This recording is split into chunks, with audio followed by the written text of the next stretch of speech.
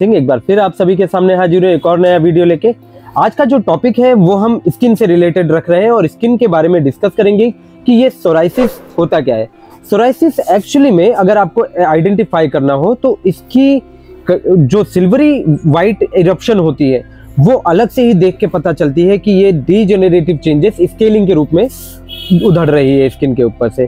तो जिन भी पेशेंट्स को सोराइसिस होता है उनको पैचेस में बहुत ज़्यादा ड्राई स्किन और स्केलिंग के साथ सिल्वरी वाइट कंडीशन देखने को मिलती है और इसी के साथ साथ ये इचिंग के साथ बर्निंग, बहुत ज़्यादा एक्सफोलिएशन की वजह से होने वाली थिकनेस और वीकनेस के साथ साथ बहुत ज़्यादा लथार्जी भी दे सकता है पेशेंट को इरिटेबिलिटी की वजह से। बहुत ज़्यादा स्ट्रेस और कंफ्यूजन से होकर गुजरना पड़ता है, इसी के साथ साथ डिप्रेशन भी उनको बहुत ज़्यादा हो जाता है। तो ये होता क्यों है इसके बारे में अगर हम बात करें तो सोराइसिस एक ऑटो इम्यून डिसऑर्डर है जो कि बॉडी अपने आप में क्रिएट करती है और इसके कारण अगर बहुत एक्सप्लेनेटरी बिहेवियर के हिसाब से डिस्कस करें तो बॉडी अपने खुद के सेल्स को कंफ्यूज कर देता है किसी फॉरेन सेल्स के साथ।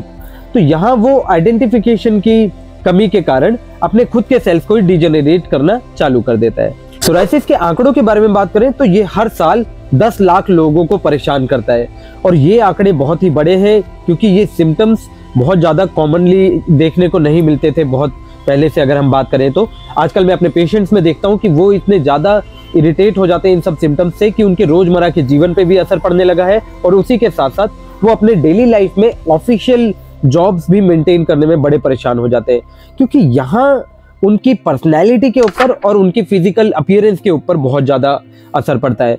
मैं देखता हूँ कि लोगों को चेहरे के ऊपर, हाथ पैरों के ऊपर बहुत ज़्यादा पैचेस क्रिएट हो जाते हैं, चलने फिरने में खुजली बहुत ज़्यादा होने लगती है। तो ये एक्सफोलिएशन पाउडरी या स्केलिंग के रूप में झड़ने लगती है।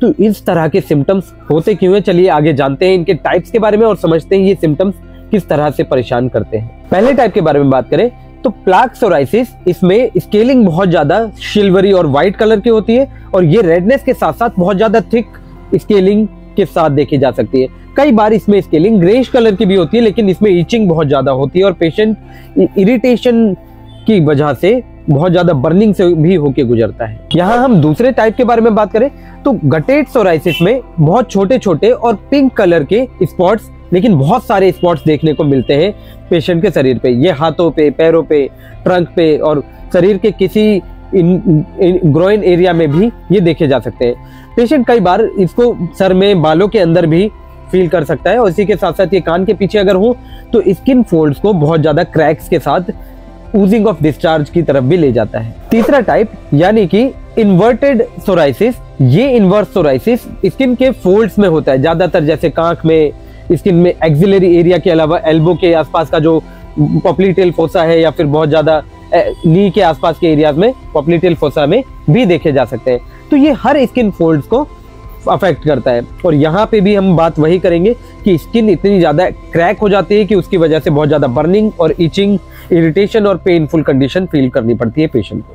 अगला टाइप है पस्ट्यूलर सोराइसिस।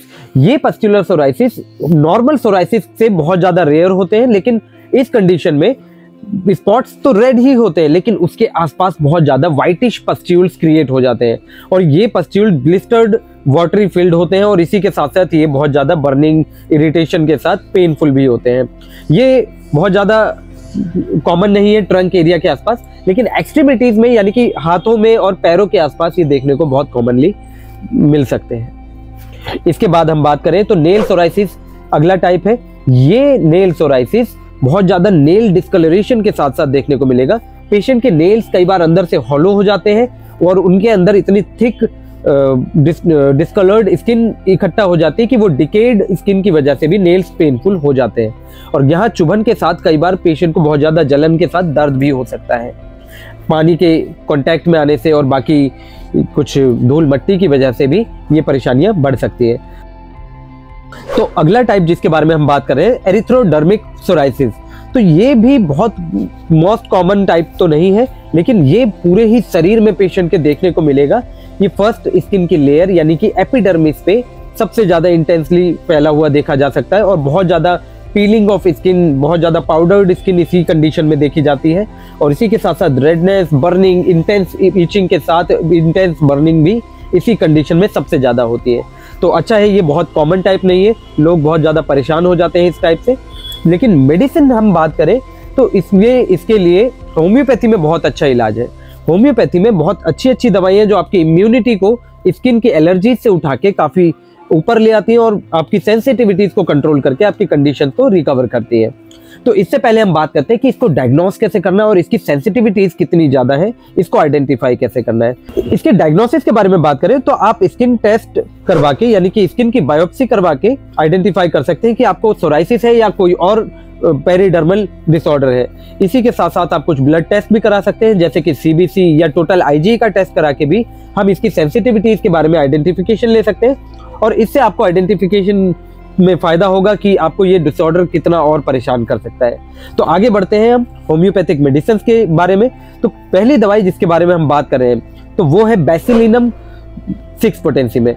बैसिलिनम इस कंडीशन को सोराइटिक चेंजेस में होने वाले स्केलिंग के लिए बहुत ज़्यादा लाभकारी दवाई है। और इसी के साथ साथ आप काली आर्सेनिकोसम का इस्तेमाल कर सकते हैं, जो कि स्किन की एक्सफोलिएशन के साथ साथ बहुत ज़्यादा इंटेंस बर्निंग के साथ आप ईचिंग में रिलीफ ले सकेंगे।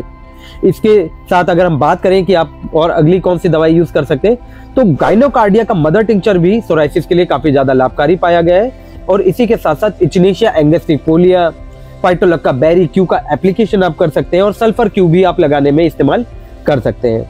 तो यहाँ हम अगर बात करें कि आपको डाइट में क्या क्या चीज़ें लेनी है और किन चीज़ों से आपको बचाव रखना होगा ताकि इस डिसऑर्डर से आपको रिलीफ मिले, तो खान पान में आपको बहुत ज़्यादा एसिडिक फूड और बहुत ज़्यादा मीठी चीज़ें नहीं लेनी है। इन मीठी चीज़ों से आपको टॉक्सिसिटी क्रिएट होगी और एलर्जिक रिएक्शंस बढ़ेंगे। तो हाँ, इन सब चीज़ों को आप अवॉइड करें। और इसी के अलावा आपको पानी की मात्रा ज़्यादा लेनी होगी, 3 से 4 लीटर पानी पर डे जरूर पिए।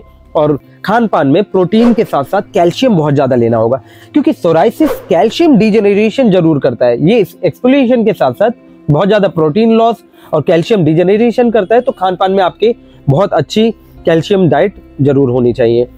हम यहाँ बात करें कि आपको एंटीऑक्सीडेंट्स किस तरह के लेने चाहिए, तो आप ग्रीन टी इस्तेमाल कर सकते हैं, अखरोट का इस्तेमाल जरूर करें। और इसी के अलावा आप बहुत कॉमन तौर पे लिक्विड डाइट्स में सौंफ और अजवाइन का पानी भी ले सकते हैं। ये भी डिटॉक्सिफाई करने में आपको काफ़ी ज़्यादा हेल्प करेगा। आगे बढ़ते हैं कि आप खान पान में क्या अवॉइड कर सकते हैं। तो आप एसिडिक फूड अवॉइड करें, अब बहुत ज़्यादा बाहर का जंक फूड, तला भुना, मिर्च मसाला नहीं लेना। इसके अलावा हम मीठे के बारे में बात कर ही चुके हैं। तो यहाँ अगर आप स्ट्रेस लेवल आप अपना कंट्रोल रखेंगे तो भी सोराइसिस में आपको फ़ायदा जरूर देखने को मिलेगा, क्योंकि स्ट्रेस भी ऑटो इम्यून डिसऑर्डर्स को एग्रीवेट करने में बहुत ज़्यादा रिस्पॉन्सिबल होता है। तो यहाँ हम वीडियो को समाप्त करते हैं और मिलते हैं एक और नए वीडियो में और एक और नए टॉपिक के साथ। तब तक के लिए मैं आपसे विदा चाहता हूँ। धन्यवाद।